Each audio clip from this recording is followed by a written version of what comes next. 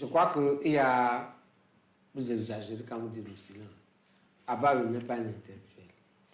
Il n'est pas un universitaire. Non, il est universitaire. Il y a combien d'universités au Cameroun? Voilà. Combien sont, mais il a été en prison. Prononcés? On a bien terrorisé les gens, on a bien terrorisé. Donc il y a l'effet de la peur. Il y a l'effet de la stratégie. Il y en a qui élaborent certains traits. Quand on doit attaquer ça en justice, voilà. à l'Union africaine, non? Pourquoi vous dites que... Il y a des recours en cours, même ici au Cameroun. D'accord. Contre l'application. Il y a une activité. Mais bon, maintenant, quand les gens travaillent de façon, on va dire, ont une lutte conventionnelle républicaine, parce qu'elle a attaqué dans une instance supranationale est une méthode de lutte républicaine contre une mauvaise décision. Quand les gens font ça, vous dites qu'ils se taisent, ils ne font rien. Parce que ça veut dire que ce que vous êtes en train de faire le malin, vous êtes même un insurrectionniste. Si vous ne soutenez pas, vous ne respectez pas le fait que les intellectuels ont entrepris une procédure conventionnelle non violente et vous appelez ça, ils ne font rien, ça veut dire que par contraposition, on peut admettre que vous soutenez l'insurrection. Donc tout ce que vous faites le malin, vous êtes insurrectionniste. Il y a plusieurs universités, il y a plusieurs... On en voit quelques-uns qui se prononcent sur la question. Non, on voit quelques-uns qui se prononcent sur la question, sur des milliers qui existent, et ça, c'est la question. Non, partout il y a le leadership. Les leaders se sont prononcés, c'est le droit international et la Constitution sont sa spécialité. Ok? Bon, nous, on est sur le terrain pour autre chose. Je vais me mouiller ici tous les dimanches dans votre télé et je dis ce que me semble être la volonté du peuple dans lequel je vis. C'est très mal pris cette affaire, c'est-à-dire que ce que les gens doivent comprendre. Parce que les deux fils qui se battent, c'est un autre niveau. On n'a même pas encore réglé le niveau du principe même de la succession nominative. Vous êtes au niveau du choix à l'intérieur de votre famille. Qui vous a dit qu'on a accepté le principe de votre famille? C'est-à-dire que le Cameroun est une dynastie boulot. On n'a pas dit que le Cameroun est une dynastie boulot, on n'est pas encore d'accord. Ok? Maintenant, est-ce que vous avez des arguments? Il faut regarder, il faut lire l'histoire. Regardez historiquement comment est-ce que les royaumes se sont constitués. Les dynasties se constituent parce qu'un précurseur, un patriarche, réunit les groupes de peuples et les amène vers la prospérité. Et quand les amène par la prospérité, de génération en génération, ils ont de bons résultats. Regardez le résultat du Maroc. Quand on cite les pays prospères en Afrique, le Maroc est tout le temps dans les top 5, puis ce n'est dans les top 2. Donc la problématique n'est même pas celle-là. L'un des plus grands pays, deux des plus grands pays du monde n'ont pas l'alternance. Très bien. D'accord? Le problème, c'est que vos résultats de votre gouvernance, c'est catastrophique. Le problème, c'est que maintenant, vous les successeurs, vous-même, on ne vous demande pas seulement d'être, on ne vous demande pas d'être avocat. On ne vous demande pas d'avoir été préfet. On ne vous demande pas d'avoir été cadre d'entreprise, mais au moins, dites-nous alors une chose que vous avez faite. Vous avez dirigé une plantation. On dit qu'un est un exploitant forestier. L'entreprise là est située où?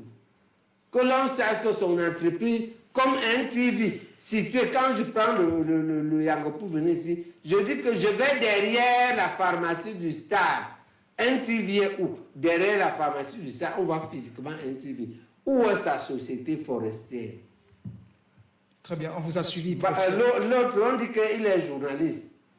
Journaliste? Oui. Non, ce serait vraiment... Voilà. Directeur de publication. Bon, d'autres lui donnent ça. Non.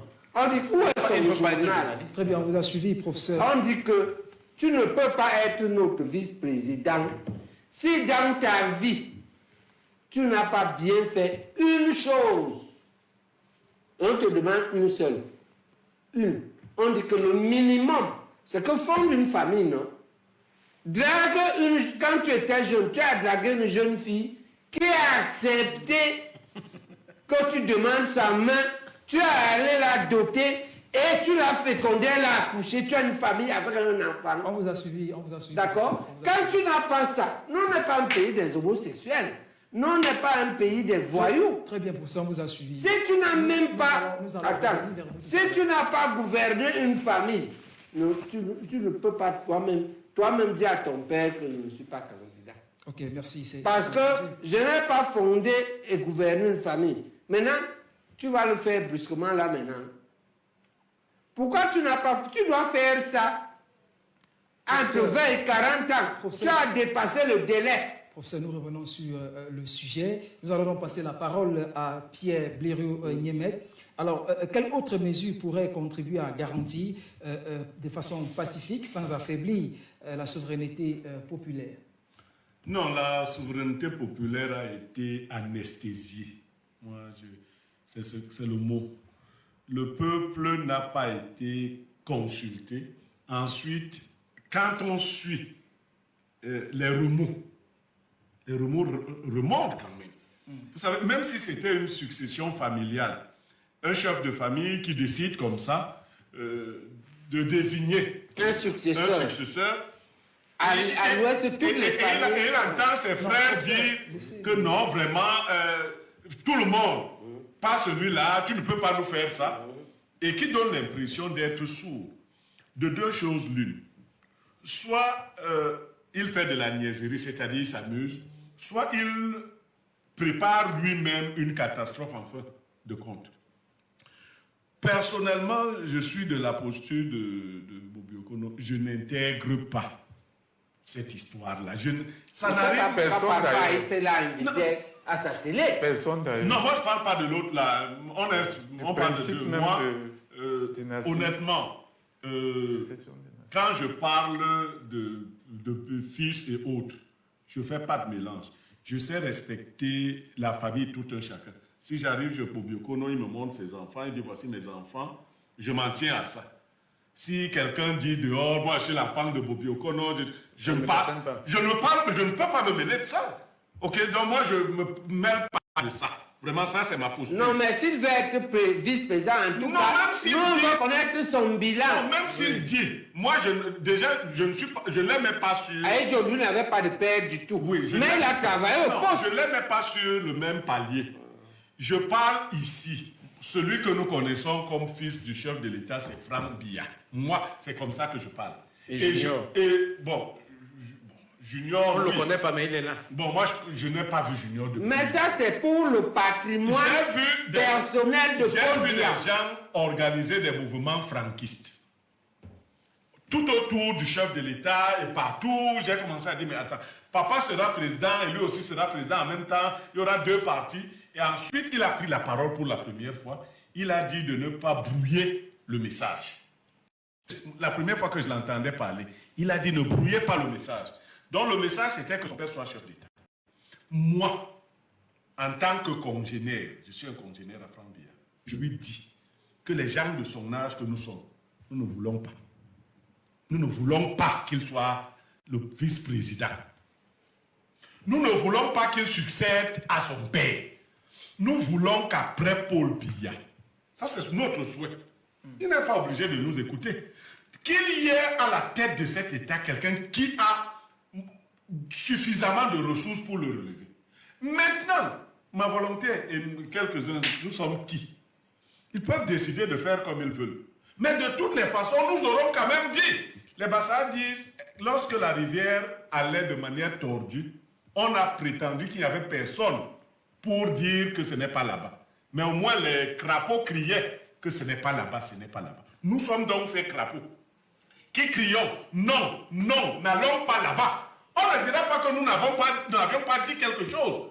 Si on se tait, ce sera un silence coupable. Parce que moi je dis, je prends un exemple. Si Franck a laissé que ça se dise pour prendre le pouls, d'accord? Je ne suis rien au Cameroun, Franck, mais je te dis que le pouls, de mon point de vue, est que laisse la paire là. Ça, c'est de mon point de vue. Maintenant, je ne laisse, ce n'est pas laisse à Baonga.